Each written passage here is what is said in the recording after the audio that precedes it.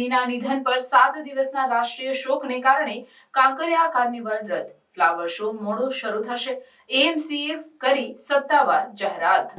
પૂર્વ પ્રધાનમંત્રી ડોક્ટર મનમોહન સિંહના તાજેતરના અવસાનને ધ્યાનમાં રાખીને અમદાવાદ મ્યુનિસિપલ કોર્પોરેશને કાંકરિયા કાર્નિવલ રદ કરવાની અને ફ્લાવર શો મોડો શરૂ કરવાની સત્તાવાર જાહેરાત કરી। આ નિર્ણય 26 ડિસેમ્બર 2024 થી 1 જાન્યુઆરી 2025 સુધીના 7 દિવસના રાષ્ટ્રીય શોકના અવલોકન તરીકે લેવામાં આવ્યો।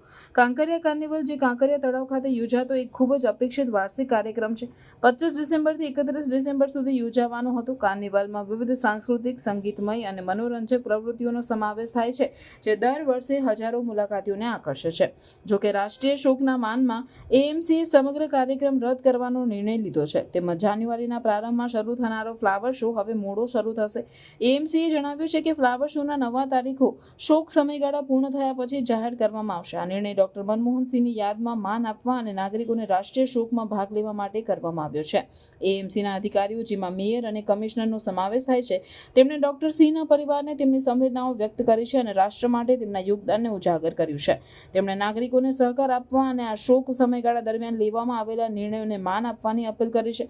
કાંકરિયા કાર્નિવલના રદ અને ફ્લાવર શોના મોડા શરૂ થવાના નિર્ણયને જાહેર જનતાએ સમજણ અને સમર્થન સાથે સ્વીકાર્યું, જે ડોક્ટર સિંહના કક્ષાના નેતાને શ્રદ્ધાંજલિ આપવા માટેની મહત્વતાને ઓળખે છે। એએમસીએ ખાતરી આપી છે કે તમામ જરૂરી વ્યવસ્થાઓ કરવામાં આવશે અને કાર્યક્રમો પછીના સમયમાં ફરીથી યોજાશે।